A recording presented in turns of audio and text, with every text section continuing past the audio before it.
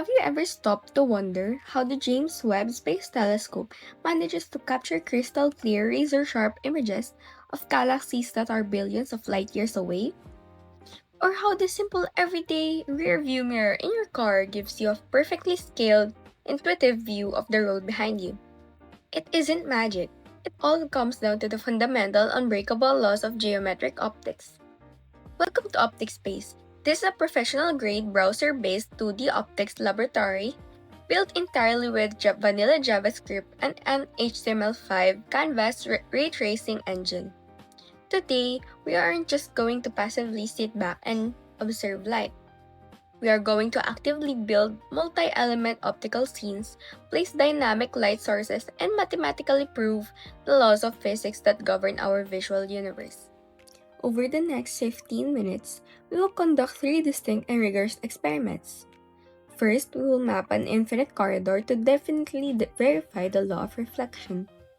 Second, we will bend light and using a concave mirror to derive focal lengths and expose a fascinating, system-breaking optical glitch, known as spherical aberration.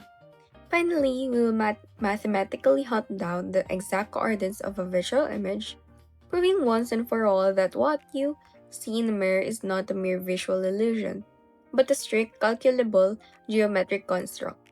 Let's power up the engine and dive into the light. We begin our journey with Experiment 1, the infinite corridor.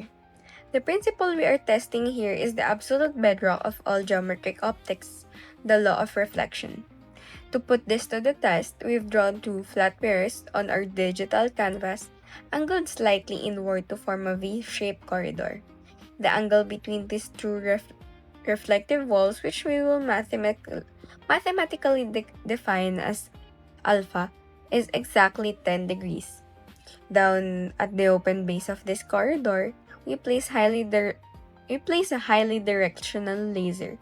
We configure it to emit a single focus ray with a 0-degree spread and fire it directly upward right between the mirrors. Instantly, the ray tracing engine calculates the photon's path. The cyan laser beam strikes the left wall, bounces sharply to the right wall, and zigzags its way up to the narrowing corridor. It's a beautiful cascade of bouncing light, but we need to look closer to uncover the math hiding inside the reflection. To truly understand what's happening at the exact moment of impact, we turn on our normal vectors. These small perpendicular lines are mathematically drawn at exactly 90 degrees to the mirror's surface at the exact point of contact. According to Fermat's principle of least time, light will always take the most efficient path available. At a flat surface, this path length minimization condition strictly forces the angle of incidence to perfectly match the angle of reflection, measured from the normal. Let's verify this using our built-in digital protractor tool. We measure the very first bounce. The incoming ray strikes at a steep 68.5 degrees relative to the normal, and it bounces off at exactly 68.5 degrees. We track the laser to the second bounce on the opposite wall. Because of the V-shaped geometry, the angles shift dramatically. The incidence is now 22.9 degrees, and the reflection is exactly 22.9 degrees. At the third bounce, it measures 22.7 degrees in and 22.7 degrees out. And at the fourth and final measured exit bounce, it hits at 68.3 degrees and reflects at 68.3 degrees. The angles alternate beautifully between approximately 68.5 degrees and 22.8 degrees. Due to the alternating steep and shallow incidence geometries inside the corridor, and at all four bounce points, the deviation is precisely 0.0 degrees, perfectly within our positive or negative 0.2 degrees instrument precision. The law of reflection is absolute. But this specific corridor setup allows us to predict much more than just single, isolated bounces. By applying alternate interior angle geometry, we can track the cumulative deflection of the laser. After the first bounce, it has deflected 68.5 degrees, after the second, 91.4 degrees, and after the third, 114.1 degrees. And after the fourth bounce, the cumulative deflection reaches an incredible 182.4 degrees. Think about what that number means. The beam has nearly achieved the full 180 degrees reversal of its original direction, exiting with a deviation of just 2.4 degrees past a perfect reversal. This near retroreflective behavior emerges entirely from the corridor of geometry. Why does this matter in the real world? Because if we reduce our mirror angle to exactly 0 degrees to create a perpendicular corner, the exit ray would return exactly back to its source. Regardless of the entry angle, this is the retroreflexive principle. It's the exact same geometric optics utilized in the safety reflectors on your bicycle, the cat eye markers guiding you to on a dark highway, and even the lunar laser ranging retroreflectors left on the moon by the Apollo astronauts to measure the Earth-Moon distance. Now that we've mastered flat planar surfaces, let's bend the rules, and let's bend the glass. We move to experiment 2, focal length derivation, where we draw a concave spherical mirror with a measured radius of curvature, which we denote as r of exactly 4.8 centimeters. If you've taken an introductory physics class, you'll likely memorize the standard paraxial mirror equation. The focal length equals the radius divided by 2, or f equals r over 2. Therefore, theory dictates that all our incoming light should converge at a perfect focal point of 2.4 centimeters. To rigorously test this, we deploy our laser firing 5 perfectly parallel rays. A spread of 0 degrees simulates incident light arriving from an infinite distance, like starlight traveling across the void of space. The rays strike the mirror and reflect backward, converging in front of it. But look closely at the convergence zone, it isn't a single perfect dot. Let's measure the results to see what went wrong. Using our digital ruler tool, we measured the central ray, known as a paraxial ray because it travels very close to the principal axis. The ruler measures exactly 2.4 cm from the mirror vertex. The math works perfectly here. The theoretical error is 0.0%. Watch what happens as we measure the rays further out from the center. Ray 3 at the height of 0.6 cm from the axis focuses slightly short at 2.37 cm. And our outermost ray, ray 5, at 1.2 cm from the axis, focuses severely short at just 2.26 cm. That is a massive 5.83% error from our trusted textbook formula. This is not a simulation glitch. It is a harsh physical reality known as spherical aberration. The standard formula of f equals r over 2 is actually just a mathematical approximation. It relies heavily on the small angle substitution where the sine of theta roughly equals theta. However, the true first-order Taylor expansion includes a correction factor based on the height of the ray squared. Because the error scales rapidly with the square of the height, or h squared, outer rays will always be forced to converge closer to the mirror.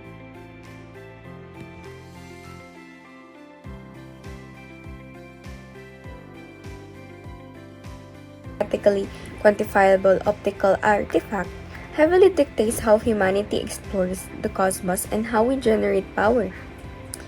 Because spherical aberration ruins image sharpness for large aperture beams, astronomical instruments like the Hubble and James Webb Space Telescopes absolutely cannot use simple spherical mirrors. Instead, they must use complex parabolic geometries. A parabolic curve fundamentally eliminates that squared height correction term entirely, forcing all parallel rays, regardless of how far they are from the center, to focus flawlessly at a single, infinitely short point. The exact same geometric principle applies to massive concentrated solar power plants and parabolic dish satellite antennas, which rely on the focal lengths to harvest raw heat and delicate microwave data.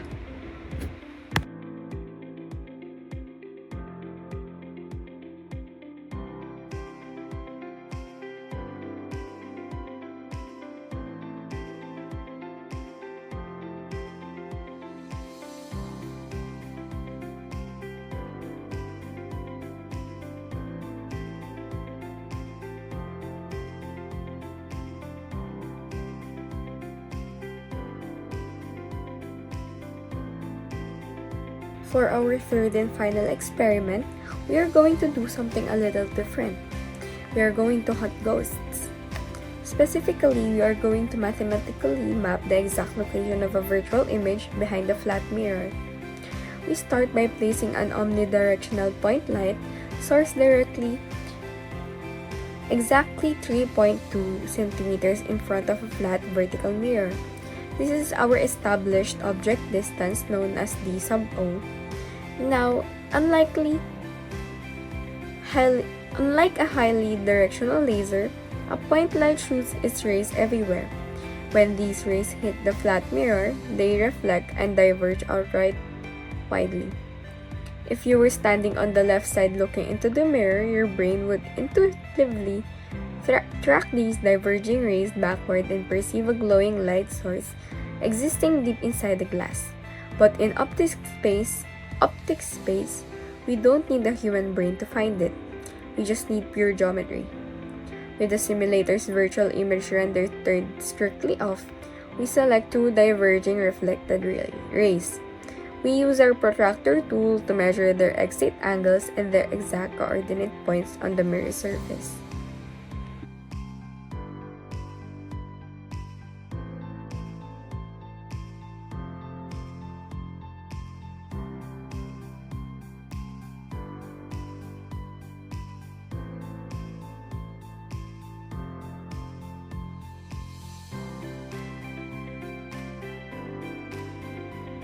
Using only mathematical extrapolation, we extend the line equations of these two diverging rays backward. Straight through the mirror plane, the strict geometry dictates that they must intersect exactly at negative 3.2 centimeters. We've calculated the ghost's location. Now for the moment of truth, we toggle the virtual image setting to on. Instantly, the simulator renders the virtual source and it spawns precisely over our calculated coordinates, with zero discrepancy. We have mathematically proven that the flat mirror equation, the object distance equals the negative image distance, or d sub O equals negative d sub I. Furthermore, because the object height of 1.5 centimeters exactly matches the resulting image height, we can confirm that the magnification, m, equals precisely 1. The image you see is upright, identical in size, and laterally inverted, perfectly consistent with theoretical predictions. But let's push the simulation engine even further. What happens if we grab the mirror and actively rotate it by 15 degrees? The virtual image doesn't simply slide left or right, it translates along an arc based on rigorous coordinate transformation. By passing our original object coordinates through a 2D reflection matrix, we mathematically calculate the new virtual image position to be at negative 3.1 centimeters on the x-axis and 0.86 centimeters on the y-axis. The visual engine confirms this analytical calculation instantly.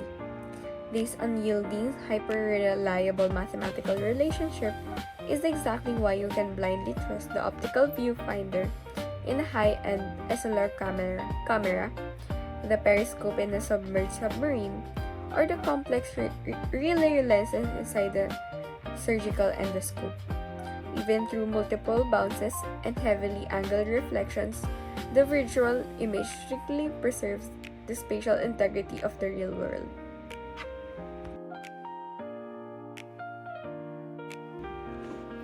Through OPTICSPACE, we've stripped away the messy chaos of the physical world. The misaligned mirrors on lab benches, the frustrating chromatic aberrations from room lighting, the simple human error involved in reading a physical plastic ruler.